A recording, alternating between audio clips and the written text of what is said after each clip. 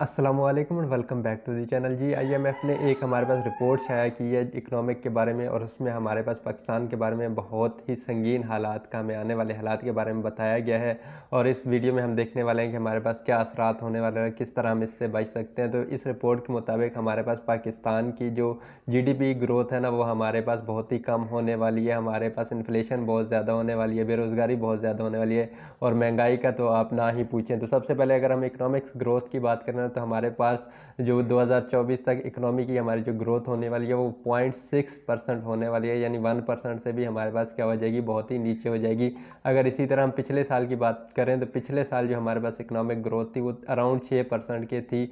हालांकि कोरोना का टाइम भी उसमें आप काउंट कर सकते हैं। तो इस साल हमारे पास 0.5% के हिसाब से हमारे पास बढ़ने वाली है। और इन्फ्लेशन की बात करें तो इन्फ्लेशन हमारे पास 27% के हिसाब से बढ़ने वाली है। और कुछ जो माहरीन है ना, वो इसको 30 से ऊपर ऊपर भी कह रहे हैं, अगर हालात थोड़े बहुत ख़राब हो गए, क्योंकि पाकिस्तान एक ऐसा मुल्क है जिसमें वक्तन फ़वक्तन सैलाब वगैरह आते रहते हैं। और एक उस मुल्क के लिए जिसमें सैलाब वगैरह आते रहो, ये वाली इन्फ्लेशन और ग्रोथ रेट हमारे पास बहुत ही जो होती है परेशान कौन हो जाती है। क्योंकि पिछले साल भी हम देखें तो हमारे पास तकरीबन $30 बिलियन का हमें नुकसान हुआ था, किसकी वजह से, ये सैलाब वगैरह की वजह से। और अगर हम आ जाएँ अनएम्प्लॉयमेंट पे, तो अनएम्प्लॉयमेंट रेट हमारे पास जो होने वाला है ना, अब जो करंट रेट है हमारे पास 6.40 है। अगर हालात ऐसे ही रहे तो 2024 तक बढ़ के हमारे पास ये 8.50 हो जाएगा, जो कि सिर्फ हमारे पास यूक्रेन के बराबर हो जाता है, जो कि हमारे पास इस वक्त वार की सूरत हाल में मौजूद है। ठीक है, वहाँ पे जंग वगैरह लगी हुई है, तो हम यूक्रेन के पास पास आ जाते हैं। इसके अलावा हमारे पास यहाँ पे महंगाई ज़्यादा होगी, जैसे मैंने पहले बात की।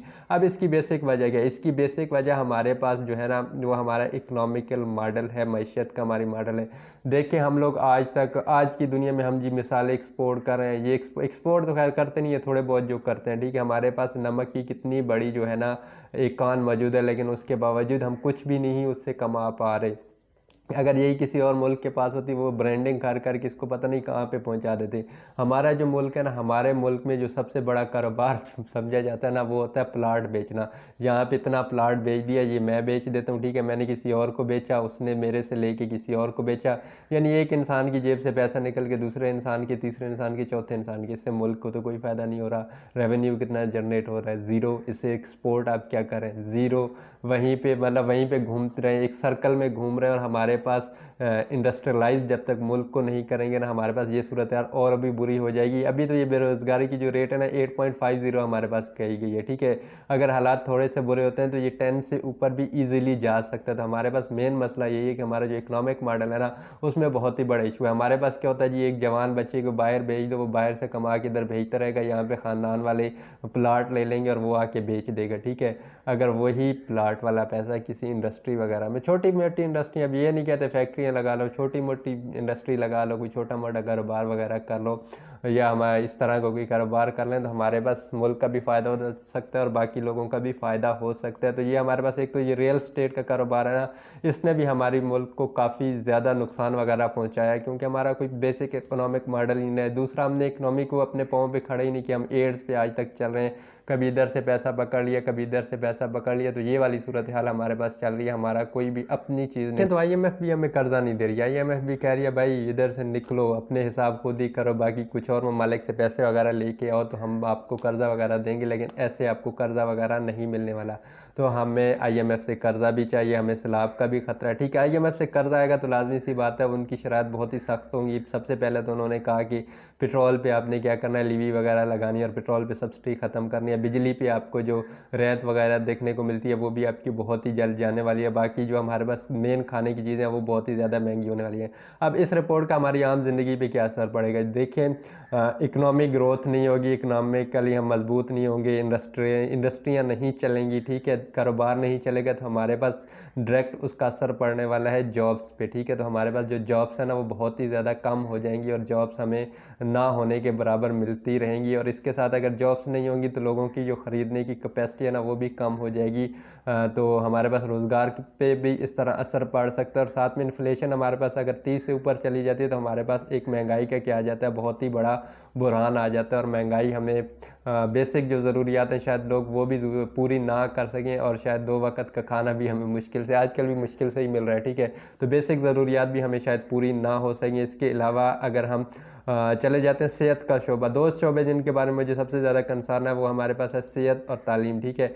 जब हुकूमत को कुछ नहीं मिलता ना तो वो सेहत के शोबे से हमारे पास क्या कर लेती हैं, काट कर लेते हैं चीज़ें, तालीम के शोबे से काट कर लेते हैं। तालीम बहुत ही ज़्यादा महंगी होने वाली है और अभी भी कुछ लोगों ने पढ़ना छोड़ दिया क्योंकि वो खर्चा वगैरह अफोर्ड नहीं कर सकते और लोग इस वजह से दवाई नहीं लेते कि मेरे पास पैसे ही नहीं है तो मैं दवाई लेके क्या करूँगा। अगर हमें इस सूरत हाल से बचना है ना तो अपने मुल्क को इंडस्ट्रियलाइज़ करना होगा। अब हम अभी तक वो पुराने तरीक़ों पर रुके हुए हैं। देखें हमारे पास जो आईटी की फ़ील्ड है ना, अगर उसमें भी हम सिर्फ तरक्की कर लेते हैं ना, बार बार क्यों हम जोर देते हैं, क्योंकि आईटी की फ़ील्ड ही फ्यूचर है, आईटी ही आपके पास फ्यूचर है।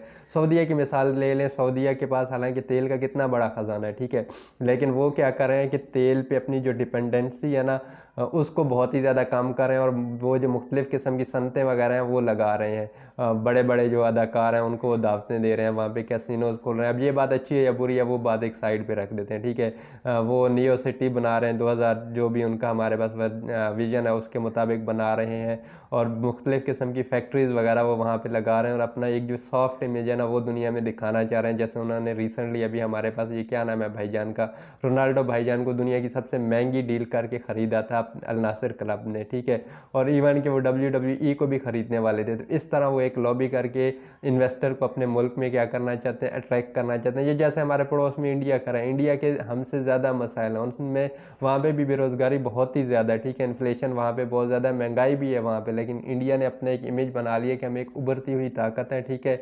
इसकी मदद से वो क्या लेके आ रहे हैं, हमारे पास इन्वेस्टमेंट लेके आ रहे हैं अपने मुल्क में। हमारा मसला ये है कि हम मुल्क में इन्वेस्टमेंट ही नहीं ला पा रहे हैं। हमारा सारा का जो जोर है ना, सारा का सारा जोर वो हमारे पास कर्जे लेने पे, ठीक है, इन्वेस्टमेंट लेने पे होना चाहिए, कोई इंडस्ट्री लगाने पे होना चाहिए। और हम जो कर्जा लेते हैं वो भी पता नहीं हम कहाँ पे उड़ा देते हैं। हाँ, जितने कर्जे हमने लिए हैं ना आज तक, ठीक है, वो कर्जे अगर सही जगह पे लगते तो आज पता नहीं हम कहाँ पे पहुँच चुके होते। और हमारे पास ये जो कर्जे होते हैं ना फजूल के, जो हमारे पास प्रोजेक्ट होते हैं ना उनमें लगते हैं, ठीक है, जो इलेक्शन के लिए नज़र आ सकें, या हमारे पास ये जो सस्ता आटा स्कीम थी, अब इसका किसी को क्या फ़ायदा हुआ, कुछ फ़ायदा हुआ? अभी भी महंगा आटा ले रहे हो, ठीक है। और हमारे पास ये जो खाकान अब्बासी साहब हैं इनके मुताबिक तो इसमें 20 अरब की हमारे पास करप्शन हुई है। तो ये वाली चीज़ भी हमें देखनी पड़ेगी और करप्शन पे तो काबू पाना ही पड़ेगा। करप्शन तो हमारे मुल्क का बहुत ही बड़ा नासूर है। तो आने वाले वक्त में हमारी जो इकनॉमी है उसकी सूरत हाल और भी बुरी होने वाली है और मुझे नहीं लगता कि हम इस जो हमारे पास पॉलिसीज़ चल रही हैं इनकी मदद से, इन पे चलते हुए हम अपने मुल्क को क्या कर सकते हैं, रिवैम्प कर सकते हैं या दोबारा हमारी मईशत को एक अच्छे रास्ते पर डाल सकते हैं। हमारी मईशत को दोबारा से बिल्कुल ही रिस्ट्रक्चर करने की ज़रूरत है और हमारा जो रुझान होना चाहिए वो एक्सपोर्ट की तरफ होना चाहिए। हम चीज़ें एक्सपोर्ट कर सकें, हम देखें, हमें देखना चाहिए कि हम क्या क्या एक्सपोर्ट कर सकते हैं। जो चीज़ें हम एक्सपोर्ट कर सकते हैं वो हम एक्सपोर्ट करें और बाकी इंडस्ट्री वगैरह मुल्क में लगाएं। काफ़ी चीज़ें हम एक्सपोर्ट वगैरह कर सकते हैं और मिसमैनेजमेंट हमारे मुल्क में नहीं होनी चाहिए। सबसे बड़ी वजह हमारे पास जो हमारी बदहाली की होती है वो मिसमैनेजमेंट ही हो जाती है, क्योंकि पाकिस्तान में बहुत ही ज़्यादा मिसमैनेजमेंट वगैरह हो जाती है। तो ये थी आज की वीडियो, उम्मीद है आपको पसंद आई होगी। अगर पसंद आई है तो वही लाइक शेयर और सब्सक्राइब ज़रूर कीजिएगा और मिलते हैं अगली किसी ऐसे ही वीडियो में। तब तक के लिए अल्लाह हाफ़िज़।